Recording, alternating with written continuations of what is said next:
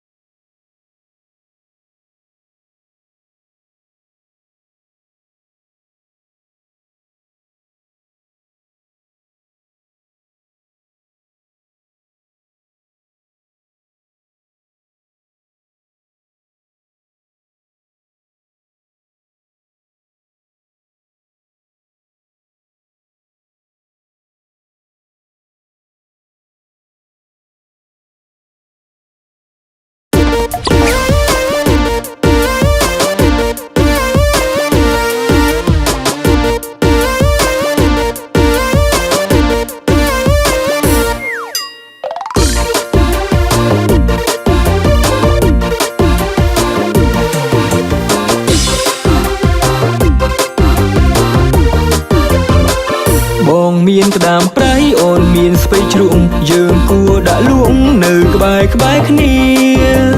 តើបានទេណាពុំងារឆ្លើយមកស្រីអូអូ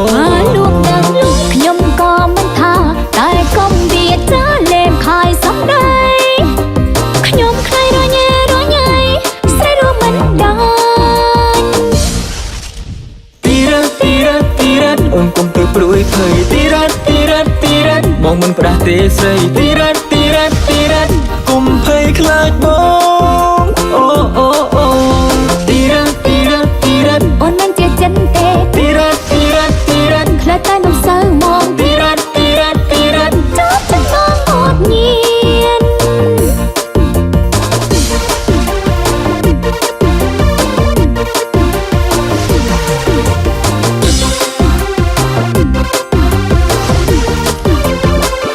អូនគុំរឯងក្រែងពីងគេថាទោះបីយ៉ាងណាក៏បងមិនឃ្លាតបងចង់នៅក្បែរបៀតជួយមើលស្រីអូកាយដងសកំឡុងបងដឹងតែខ្ញុំមិនខឹងអញ្ចឹងមិនខ្វាយស្បៃជ្រុងលងចិត្តក្តាប់ប្រៃឆ្នៃនិស័យចិន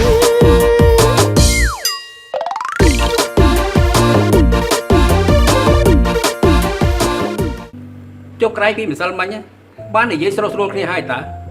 មិនក៏បានជំនាញរឿងការឡើងទៀតដំបូងខ្ញុំគិតថាគេកែប្រែចិត្តគំនិតទើបខ្ញុំព្រមទៅរស់នៅជាមួយគេវិញតែពេលដែលខ្ញុំត្រឡប់ទៅដល់ទីនោះខ្ញុំក៏បានដឹងរឿងមួយចំនួនដែលគេធ្វើមិនគប្បីចំពោះខ្ញុំក៏សម្រេចចិត្តឆាប់រហ័សត្រឡប់មកផ្ទះវិញទៅណាពុកចុះឥឡូវកូនគិតយ៉ាងម៉េចខ្ញុំនឹងដាក់ពាក្យបណ្ដឹងលែងលះជាមួយនឹងគេសូមពុកនិងម៉ែអធិស្ឋានកូនផងកុំសម្រាប់ចិត្តលឿនពេកកូនចាំម៉ែហៅគេនឹងអ្នកតឡងមកបកគោគ្នាសិនអត់ទេម៉ែទោះជាយ៉ាងណាខ្ញុំត្រូវតែលែងលះជាមួយគេឲ្យដាច់ខ្ញុំសម្រេចចិត្តលើកនេះគឺខ្ញុំសម្រេចចិត្តច្បាស់ហើយ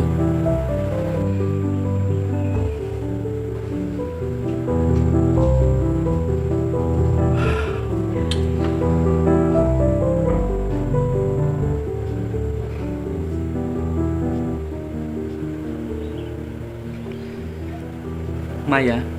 បើធ្វើជាបងសិក្សាអូនរាល់ថ្ងៃអញ្ចឹងតើអូនសប្បាយចិត្តអត់ខ្ញុំប្រកាសជាសប្បាយចិត្តហើយដែលបានបងសិក្សាឲ្យខ្ញុំរាល់ថ្ងៃអញ្ចឹងតែបងមិនចាំបាច់ធ្វើបែបនេះរាល់ថ្ងៃនោះទេឲ្យតែយើងទាំងពីរនាក់ចេះយល់ចិត្តគ្នាចេះអត់ឱនឲ្យគ្នានោះយើងប្រកាសជាមានសុភមង្គលឯបងសន្យានឹងម៉ៃថាបងនឹងស្រឡាញ់ម៉ៃជារៀងរហូតបងនឹងរក្សាក្តីស្នេហ៍មួយនេះឲ្យបានស្ថិតស្ថេរគង់វង្សយូរអង្វែង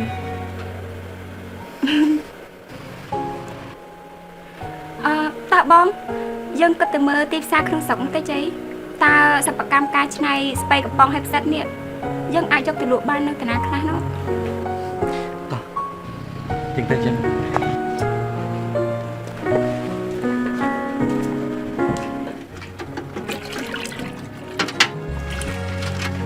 អូប៉ុណ្ណឹងបានហើយលោកបងអីទៀតអ្នកពុកម៉ែខ្ញុំនឹងម៉ែគិតថាទៅក្រៅមួយផ្លែសិនងាកឡើងចាំខ្ញុំត្រឡប់មកវិញហើយគិតនាំគ្នាទៅណានឹងកូនគឺពួកខ្ញុំចង់ទៅមើលទីផ្សារនៅខាងក្រៅពួកពីរឿងសិប្បកម្មដែលខ្ញុំចង់បានមកអីម៉ែជូនពរកូនទាំងពីរនេះឲ្យសម្រាប់បានជោគជ័យផងណាកូនសាធុនិយាយអញ្ចឹងម៉ែហើយនឹងពុកចង់ទៅអីអត់ចាំខ្ញុំត្រឡប់មកវិញខ្ញុំទិញផ្ញើសម្រាប់ពុកមិនបាច់ទេកូនម៉ែក៏ដូចគ្នាដែរណាកូនអញ្ចឹងខ្ញុំទៅណាម៉ែនឹងពុកតោះម៉ែ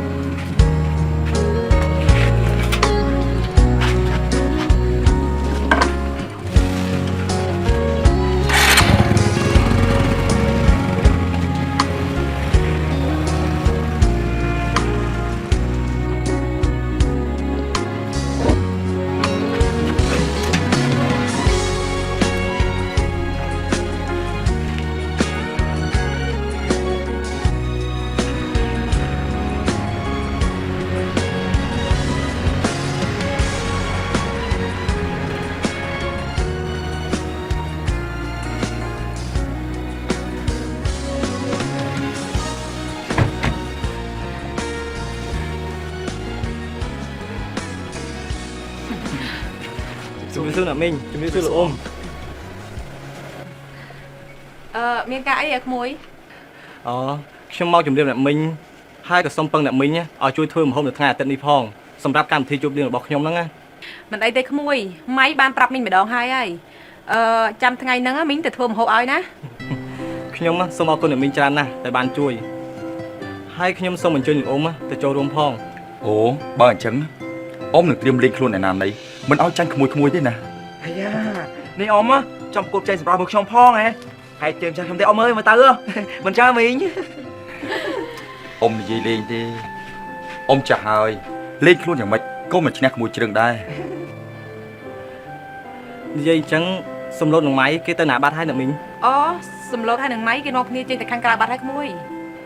បើអញ្ចឹងខ្ញុំសូមពឹងអ្នកមីងឲ្យជួយប្រាប់សំឡូតនឹងម៉ៃថាឲ្យពួកគេចូលរួមរំខានផង មិនអីទេក្មួយចាំមីងប្រាប់ឲ្យណា បាទអរគុណច្រើនអ្នកមីង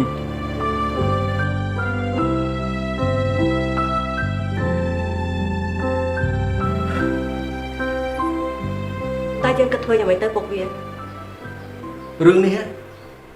យើងត្រូវតែអញ្ជើញលោកជំទាវមកសួរឲ្យបានច្បាស់លាស់ថាតើកូនយើងទាំងពីរវាមានបញ្ហាអីបានជារករឿងលែងលះគ្នា ខ្ញុំក៏គិតឲ្យពុកវាគិតអញ្ចឹងដែរ យីដូចសំឡេងឡានអី ចាលើតែពុកវា តើយើងទៅមើលមើល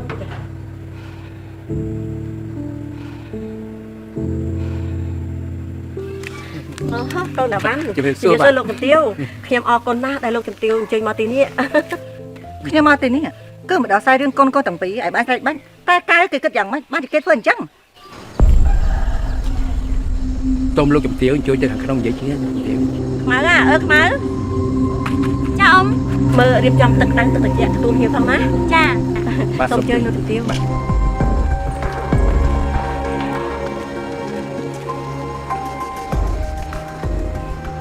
តើកូនកែវមានបញ្ហាអី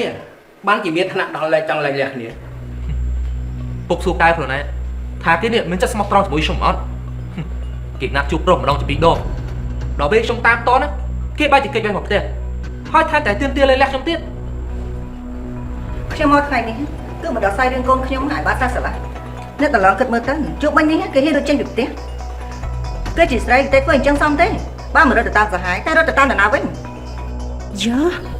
កែរលេះចាប់ប្រកាន់អ្នកនេះណាស់ណោះ កូនកែវហ៊ានធ្វើបែបនេះផងហ៎ កូនកែតាំងពីដើមមកគេជាមនុស្សល្អត្រឹមត្រូវណាស់ហើយកូនតាវ៉ាន់និងលោកតាឡងនេះសំអាងស្អីទៅបានជាហ៊ាននិយាយពីនឹងដាក់កូនខ្ញុំ ម៉ែគឺខ្ញុំមានផោះតាមមកស្មានម៉ែមើលខ្លួនឯង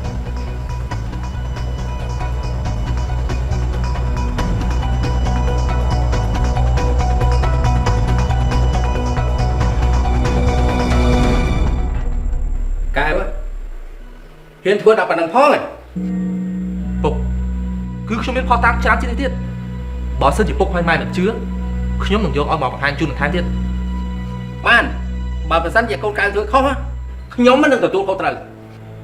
អ្នកតឡងត្រូវតែដោះស្រាយពីបញ្ហានេះខ្ញុំមិនចង់ឲ្យញាតិដេកដៀកូនប្រុសខ្ញុំថាជាអ្វីនោះទេអ្នកតឡងត្រូវតែដោះស្រាយឲ្យបានច្បាស់ហើយរក្សាគេទៅយកគ្រួសារខ្ញុំផង មិនអីទេ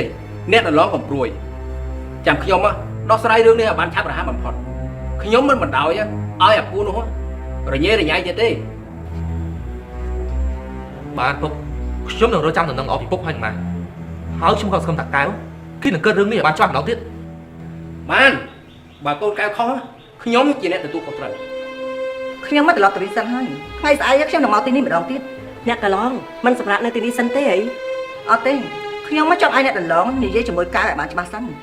ថ្ងៃស្អែកនេះចាំយើងពិភាក្សាគ្នាម្ដងទៀតថាគួរបន្តឬក៏គួរតែលែងលះគ្នា ខ្ញុំទៅសិនណា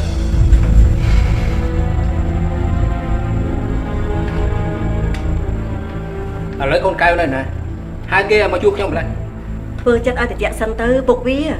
កុំជឿតាមពាក្យសម្ដីគេនិយាយខ្លាំងពេកកូនកែវបើវារត់តាមប្រុសមែនណាចាំបាច់អីគេមកផ្ទះធ្វើអី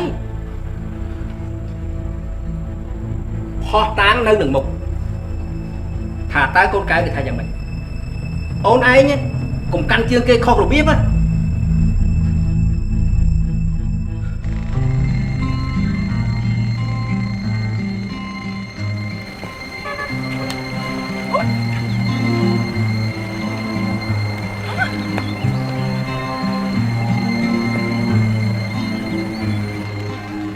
បងហ៎មនុស្សយើងបើសិនជាអាចហោះហើរបានដូចសត្វមិនដឹងជាល្អយ៉ាងណា បងจะប្រាប់អូនកែវថាពេលខ្លះសត្វក៏វាមានបញ្ហាដែរព្រោះវាផិតភ័យនឹងខ្លាចពួកព្រិនប្រឡាយធ្វើឲ្យវាខ្សែសង្ខាអូនកែវ បងឯងលើចេះតែកំណាព្យទៀតណា បងចេះច្រើនជាងនឹងទៀតណាអូនកាលបងនៅរៀនណាបងប្រឡងជាប់លេខ1 ខាងតែកំណាប់ហើយនៅនិពន្ធហើយអ្វីដែលសំខាន់នោះគឺខាងកប្លុកកប្លែកគេហៅនៅក្នុងថ្នាក់គេហៅថាឈួតទេអូន បងខ្ញុំចេះចិត្តតែកំណាព្យអញ្ចឹងបងឯងអាចជួយបរៀនខ្ញុំបានទេ តើអូនពើប៉ុណ្ណឹងសោះហ្នឹងណាស្អីទៀតហើយ មានរឿងធំអីមិញនេះលោកដល់បានហើយនៅលោកជំទាវដឹងនិយាយអីជាមួយអ៊ំខ្លះហើយឥឡូវអ៊ំប្រុសអ៊ំស្រីខឹងឯស្បើម ហើយចុះពេលនេះក៏ត្រឡប់ទៅវិញនៅ អារឿងហ្នឹងគឺបងមិនដឹងទេតែបងមើលស្ថានភាពដូចជាអត់ស្រួលសោះ តើបងយកប្រញាប់ទៅហ្មងទៅ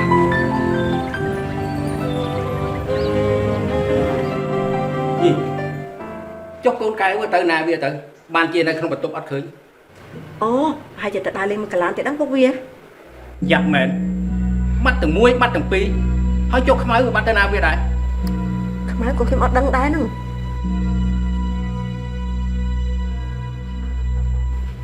ហើយឯងទៅមកពីណា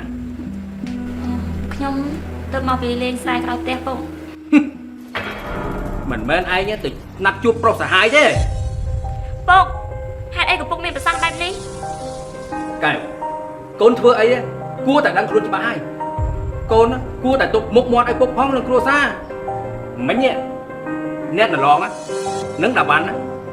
គេយកផុសតាងដែលឯងទៅជួបនឹងប្រុសយកមកបង្ហាញពុកតើឯងមានពាក្យអីបកស្រាយអត់ ចាមានរឿងទាំងអស់នោះមិនមែនជាការប៉ັດទេពុកខ្ញុំនឹងបងសំឡូតគ្រាន់តែណាត់ជួបគ្នាក្នុងនាមជាមិត្តភក្តិប៉ុណ្ណោះតែតាវ៉ាន់គឺយករឿងនេះមកធ្វើជាលេសបិទបាំងពីកំហុសរបស់គេហេតុអីក៏ពុកតិចសឆាប់ជឿពាក្យគេខ្លាំងម៉េច ឯងហ៊ាននិយាយពាក្យនេះដាក់ពុកពឹង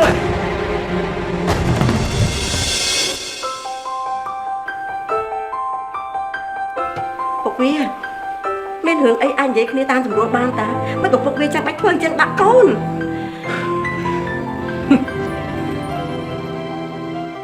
ពុកខំរៀបចំទុកដាក់ឯងមានមុខមានមាត់ប៉ុន្តែឯងធ្វើអីអាពុកម្ដាយអាម៉ាស់មុខទៅវិញ ពុកម៉ែក៏ទៅពីរឿងកិត្តិយសពុកម៉ែមានដែរគិតពីចិត្តខ្ញុំទេពុកម៉ែមានដឹងថាខ្ញុំពិបាកប៉ុណ្ណាអត់ដោយសារតែការគ្រប់ស្រឡាញ់ឪពុកម្ដាយតើកូនសុខចិត្តរៀបការជាមួយមនុស្សដែលកូនមិនស្រឡាញ់ពុកនិងម៉ែមានដឹងថាកូនឈឺចាប់ប៉ុណ្ណាអត់ចាប់តាំងពីរៀបការទៅនៅភ្នំពេញខ្ញុំខំធ្វើខ្លួនឲ្យល្អឲ្យស័ក្តិសមជាប្រពន្ធរបស់គេខំបម្រើប្តីបម្រើម្ដាយក្មេងតែពួកគេមិនដែលយល់ពីចិត្តខ្ញុំទេគេធ្វើអីក៏គេបង្ខំខ្ញុំដែររាល់ថ្ងៃគេដើរលេងមានស្រីញីសប្បាយខ្ញុំមិនដែលថាមួយម៉ាត់ផងចុងក្រោយគេនឹងយកស្រីមកបញ្ជឿខ្ញុំដល់ផ្ទះទៀត កែវ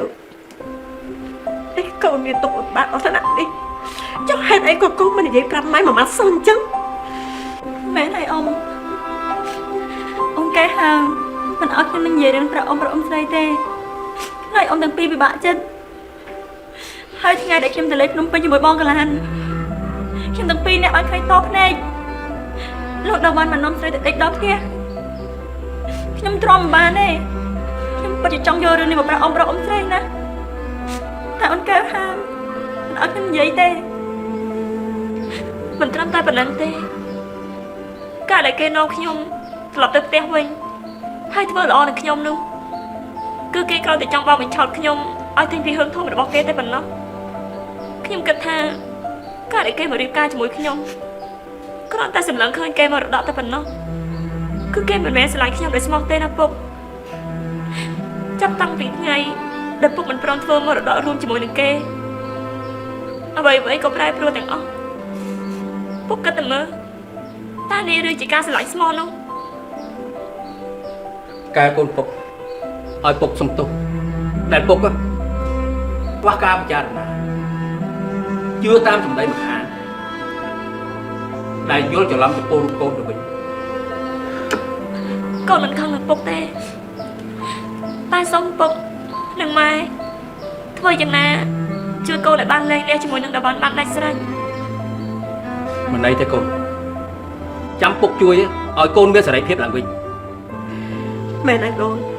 រឿងហ្នឹងទុកឲ្យពុកហើយនឹងម៉ែជាអ្នកជួយដោះស្រាយឲ្យកូនលែងលះគ្នាដាច់ស្រឡះជាមួយនឹងតំបន់ដើម្បីឲ្យកូនមានសេរីភាពនិងសុភមង្គលឡើងវិញចាំម៉ែ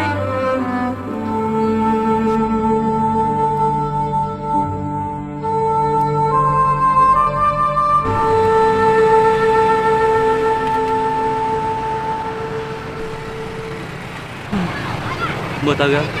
បងគិតថាវាមិនងាយស្រួលទេបើសិនជាពួកយើងទាំងពីរនាក់បើកសិប្បកម្មបានជោគជ័យមែននោះមិនដឹងថាយើងអាចប្រកួតប្រជែងជាមួយនឹងទីផ្សារក្រៅស្រុកបានដែរអត់ទេមើលទៅ វាមិនងាយមែននឹងបងតែយ៉ាងណាយើងគួរតែសាកល្បងមើលដែរតែខ្ញុំសប្បាយចិត្តណាស់បងព្រោះបងប្អូនយើងនៅក្នុងភូមិហ្នឹងបាត់គុំត្រូវយើងគ្រប់គ្នាឲ្យតែយើងប្រកាន់ស្តង់ដារត្រឹមត្រូវហើយនៅពេលនោះយើងប្រកាសជាទៅដល់បានទីផ្សារក្នុងស្រុកមិនខាននោះទេ មែនទេណាយើងត្រូវតែស៊ូយើងកុំរៀបថយដើម្បីអនាគតពួកយើងទាំងពីរនាក់ មិនត្រឹមតែប៉ុណ្ណោះទេបងបើសិនជាយើងជោគជ័យមែននោះបងប្អូនយើងក៏មានតាំងងារធ្វើបានច្រើនដែរ បងគិតថាគំនិតរបស់អូនល្អបងតាមអូនទាំងអស់និយាយអញ្ចឹងយើងទៅណាបន្តទៀត ខ្ញុំគិតថាយើងមករៀនយូរណាស់ទៅហើយបងយើងត្រឡប់ទៅវិញហើយ យើងចូលយើងមកទៅហើយនោះជិះម៉ូតូដល់លេងតិចទៅណា អញ្ចឹងក៏បានដែរយើងមិនងាយបានមកផង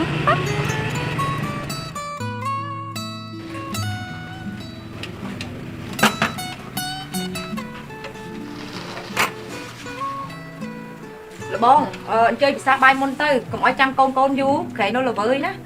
អញ្ចឹងហូបទាំងអស់គ្នាមកទៅអ្នក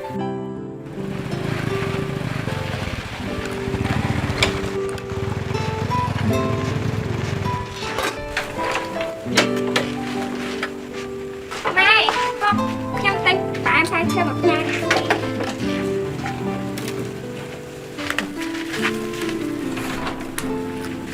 ហើយមិនកកូនទៅយូរម៉េះកូនកូនដឹងអត់ថាពុកឯងនេះចាំផ្លូវឡើងផ្ទះសារអស់ហើយណា គឺអញ្ចឹងទេម៉ែខ្ញុំហើយនឹងបងសំឡូតពេលចេញពីហាងតំណែងហើយពួកយើងជិះដើរលេងមួយជុំបានជាយូរអញ្ចឹងទៅ អញ្ចឹងកូនឆាប់ទៅងូតទឹកឲ្យផ្លាស់កៅអៅទៅអាមហូបបាយជុំគ្នាណាកូន អូមិនអីទេពុកពុកជិះភាសាជាមួយនឹងម៉ែចុះខ្ញុំនឹងម៉ៃញ៉ាំហើយហ្នឹង អូនេះស្ងាត់ស្ងាត់លុយទៅចូលហាងតែពីរនាក់មិនគិតថាពុកម៉ែនឹងចាំបាយសោះនេះ ឲ្យខ្ញុំ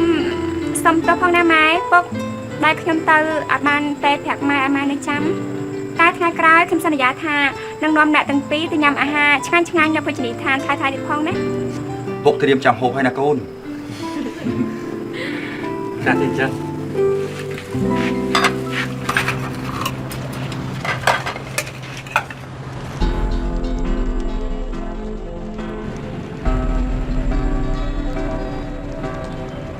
និយាយទៅរឿងបងនឹងកែវដល់ណាហើយ